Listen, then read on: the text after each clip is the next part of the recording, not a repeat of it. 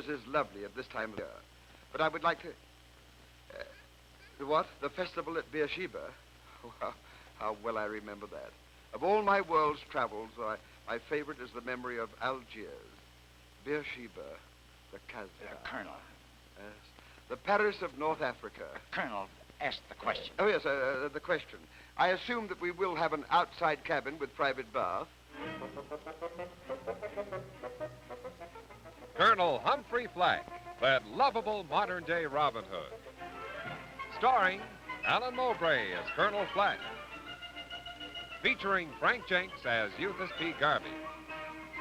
Based on characters created by Everett Rhodes Castle. Very nice crowd on board from what I've seen, sir. Always is on this run, you know. Well, there we are. And there. And now, sir, I hope the Colonel and you will find everything satisfactory. I hope everything will be satisfactory, sir. If you want anything, just call me. I'm at your beck and call day and night. Night and day. Look, do you have the music to go with that? I beg your pardon. Good morning, Colonel. Oh, good morning, steward. You know, you're a very lucky man. I am, sir. To serve aboard a vessel like this, as trim a ship as I've ever seen. My compliments to the captain. That'll be all, steward. Yes, sir. Thank you, sir. Oh, Colonel, I've unpacked your things. I hope you'll find everything satisfactory. You mean to say you haven't tipped the steward? Well, now, let me see. Oh, courtesy card of the White House. Carte blanche to the French Embassy. Police cards, naturally. Honorary membership in the Frastrude. Frastrude? Legion of Honor. How did these gilt-edged bonds get in here? Garvey, that is very careless filing. Well, it seems I have no bills except those of very large denomination, so if you'll check with me later on the voyage, I'll see that you're amply taken care of. Yes, sir. Thank you, sir. Will there be something else, sir? No, that's all for the moment, thank you.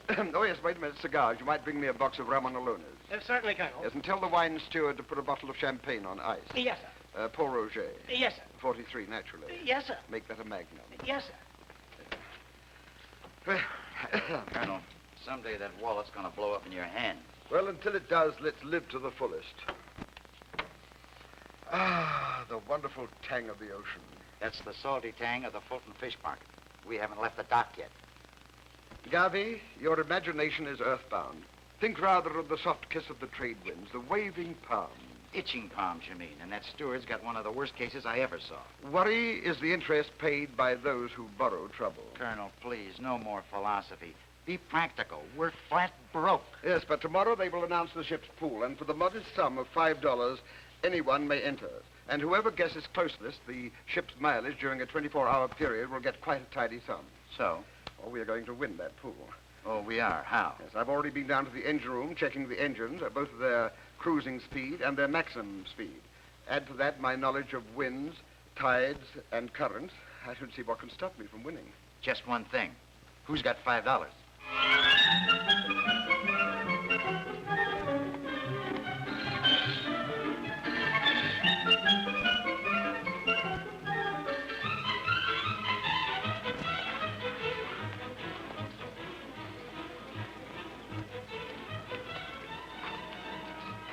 Hi, you got the Colonel's chair set up? Yes, sir. Right here, sir. Do you think he'd like a pillow or blanket, sir? My good man, haven't you learned that Colonel Flack takes the works? Yes, sir. And I hope you find everything satisfactory, sir. I say, I hope you find everything satisfactory. No, we're not going through all that again. See the Colonel. Oh, very well. I'll come back as soon as I've set up the rest of the chairs. Good morning, Garvey, and a wonderful morning it is, huh? Where did you get the finery? Oh, at the Nassau shop on B deck. It's pure cashmere, woven by hand and soft as a baby's bonnet. But how? I charged it. Swell. What about the business at hand? Oh, you mean the ship's pool? Well, we'll get to that in due time.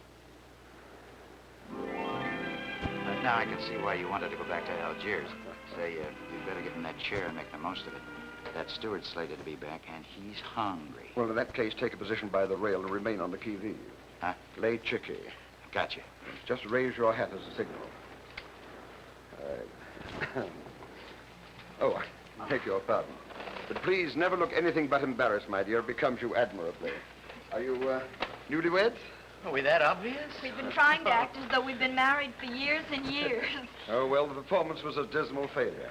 My name is Flack, Colonel Humphrey J. Flack. Oh, I'm Jim Bowen. This is my wife, Martha. Martha? Oh, a lovely name for a lovely bride.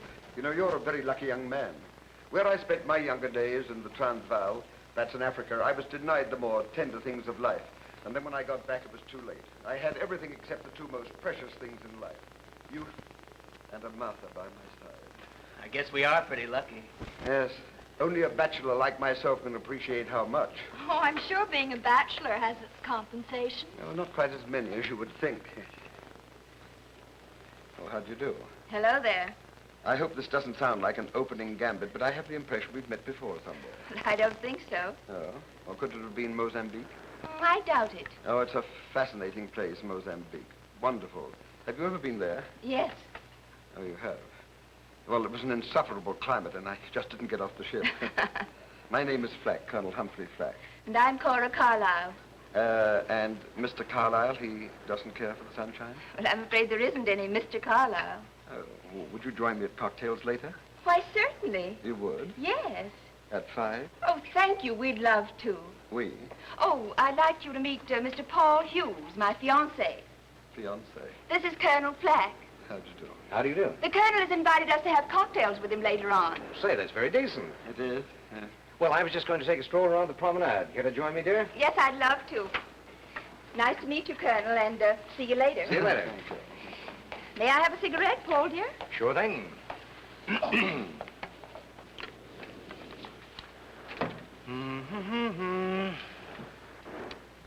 Anything? I'll say. He's loaded. Good girl.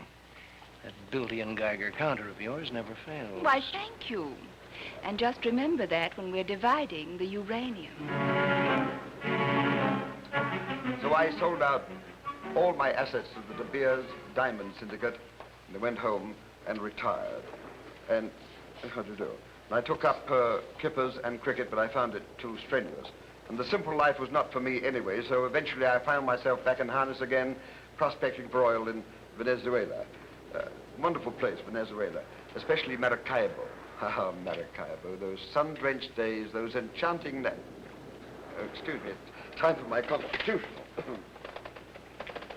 He's a peach, isn't he? As simple and unaffected as an old shoe. Oh, Colonel! Colonel, sir, could I see you a moment, please? It must be wonderful to have all that money. Just live a life of ease.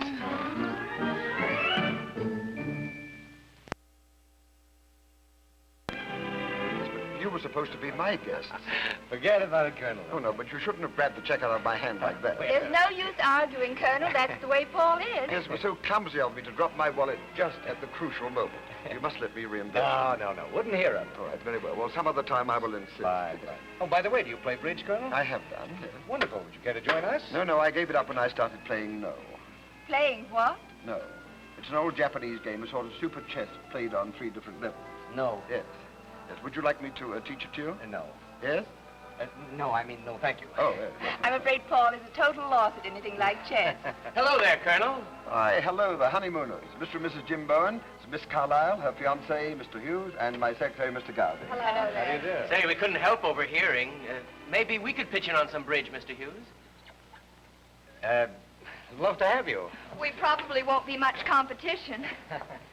Are you sure you won't join us? Oh, quite sure, thank you. I think I'll take a stroll around the deck.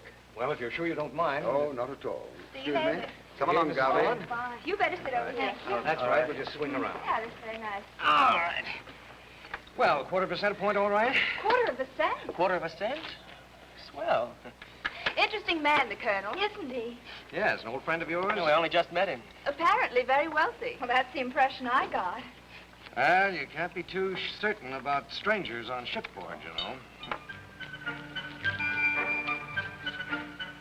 Colonel, I don't like it. You don't? Throwing these 2 kids to the wolves. Wolves? You know darn well that those 2 characters are card sharps. They are? Look, quit playing Sphinx and start give me some answers. And the last four are mine, I'm afraid. Oh, I was hoping we'd lose this one. Well, it is a little embarrassing, winning all the time. That's the luck of the cards. Another rubber? Oh, gosh, it's after 11. Tomorrow, maybe? Today, fine. Well, we owe you $58. Well, that's awful. Well, let's forget it. Oh, don't be silly. Of course. We couldn't pay. We wouldn't play. Here we are. That's it, I think. What do you know? They're not card sharps. I was wrong. No, you were right. But they lost. Oh, no, that's the classic build-up of the card sharps. First the come on, and then the next day, tomorrow, the big misunderstanding. Are you sure? Well, no one can never be sure, but at least we'll stay around and find out. Yeah, but while we're staying around waiting, why, those two crooks may trim the bones. Well, we'll go along for the ride.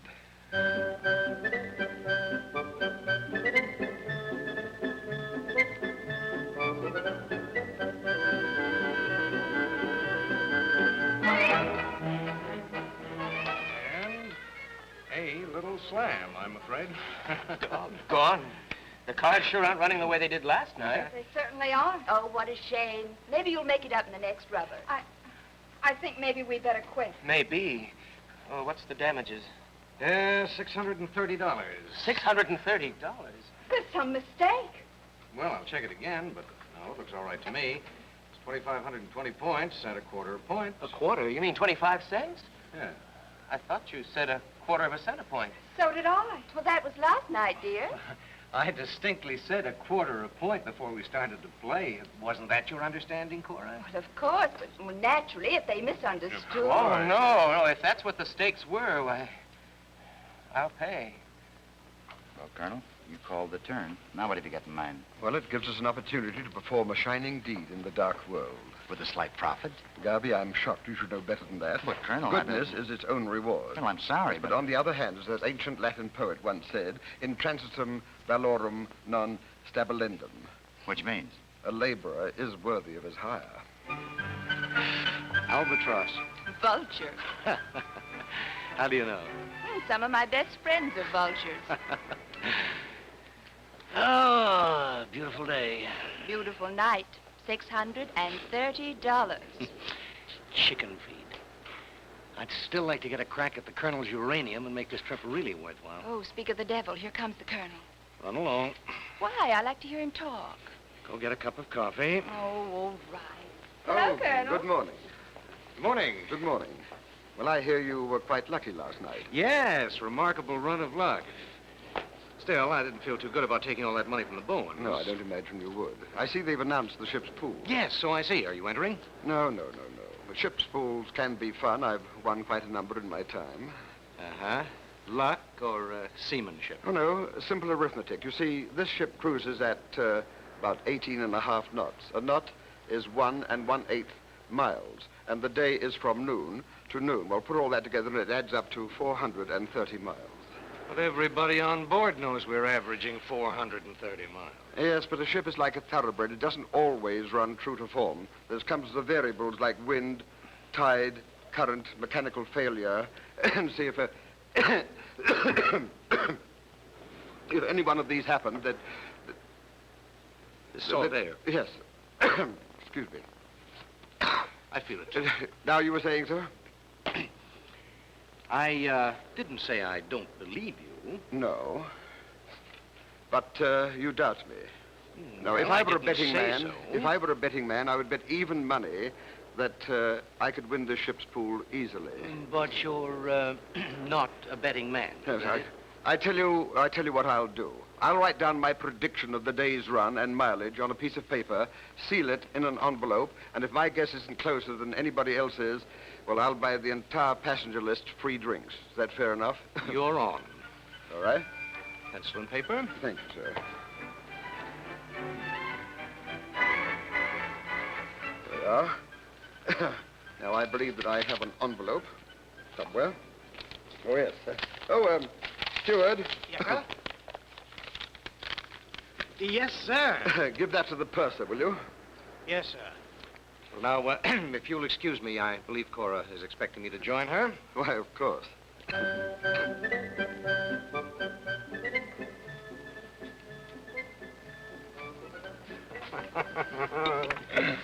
I think I finally got that character Flack just where I want him. Good. How'd you do it? Got him to bet he couldn't pick the winning number in the ship's pool. Well, what do you know about it? Just what $25 got from one of the mates on the ship. Expect the following wind and a total of over 450 miles. There. There's his guess. 385. With a darling old fool. Honey, with your cooperation, this is going to turn into a real bonanza.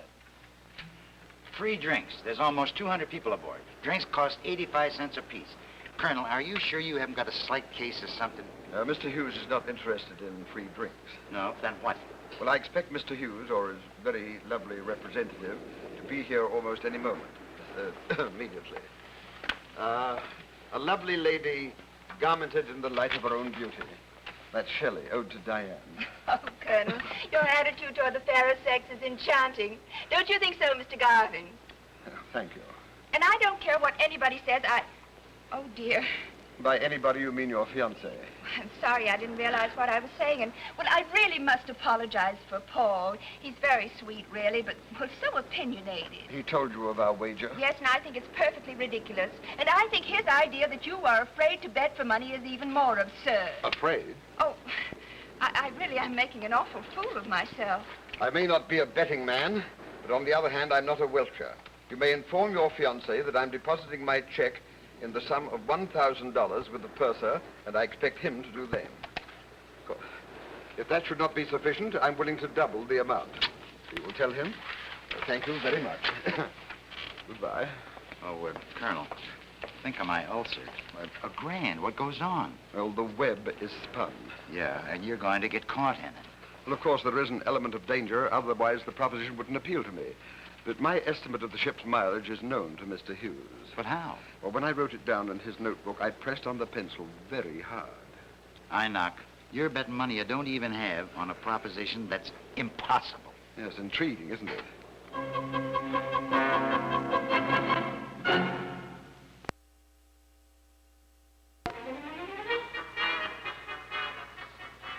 Just give me one last word and I'll shut up. Go to Hughes, throw yourself on his mercy, cancel the bet. Oh, you must be joking. Look, if anybody's joking, it's you. You bet $1,000 that this ship would travel 285 miles in one day, right?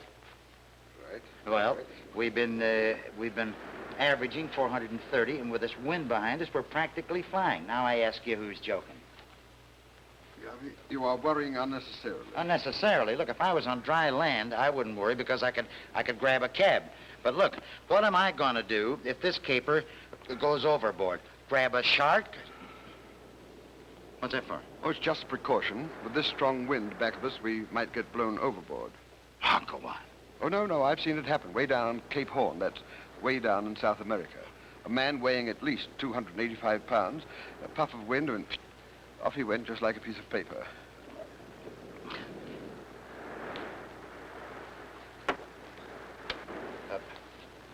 Stripped, I'm really a whole lot lighter. That's going to be very, very becoming to you.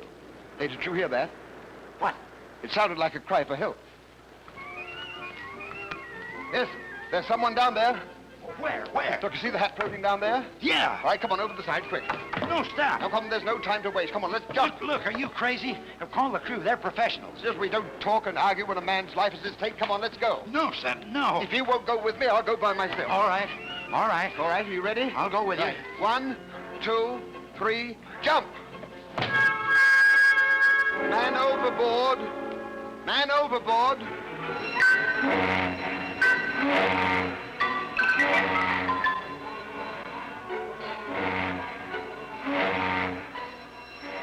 And then, without a moment's hesitation, he jumped right over the side. It was the most courageous act I've ever seen in my life. Is there any sign of him? Oh, yes, sir. They've already lowered a boat. They're turning the ship.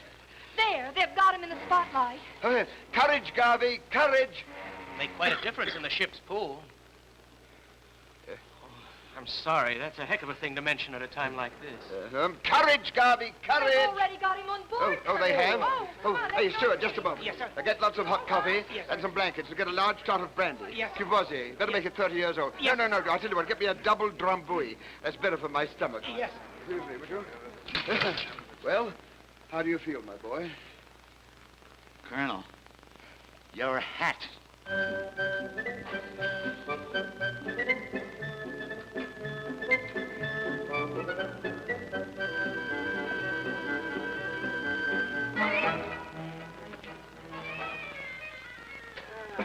Finished? Yes, sir. All packed, sir. And I hope you will find everything satisfactory. Yes.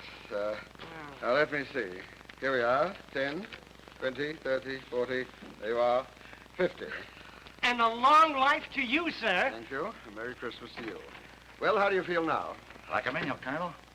Like I always do when that vest pocket briefcase of yours is Good. loaded with the real McCoy. Good. Well, there was only one thing that saddens me. You didn't have to give me all that falderall. If you just taken me into your conference, why, I'd have gone over the side gladly for you. Oh, no, you wouldn't, Gabby. There's a limit to what you'll do for $1, but I knew there was no limit to your loyalty to me. Oh, cut it out, Colonel. Let me take a look at that stuff again. Stuff? Yeah, the moolah, the long green, the lettuce, the loot, the Oh. $1,000. Yes, of course. You realize, of course, we had certain expenditures. Bills, for instance, in the matter of $235. Well, sure, but we've still got what we've got left. No, not quite. You see, that young honeymoon couple, I felt it devolved upon us to make a slight restitution to them. Oh, well, that was sweet of you. How much did you slip them? 10, 20? No, the whole amount of their loss, naturally, $630. What? But what do we got left? What, a measly 135? No, not quite. You see, there were those gallant sailors who dashed to your rescue like Ahab against the whale. Oh, no. Well, I felt a $100 contribution to the Seamen's Benevolent Fund was a very small reward for their bravery. I might have known. Garvey, your Cassandra-like grief saddens me. Colonel, come on, give it to me straight. How much? $35. Enough for a delightful dinner when we get ashore, a bottle of good wine, and a good cigar. So, as an ancient Latin poet once said, in transitum valorum non stabilindum. Which means? We're sitting on top of the world.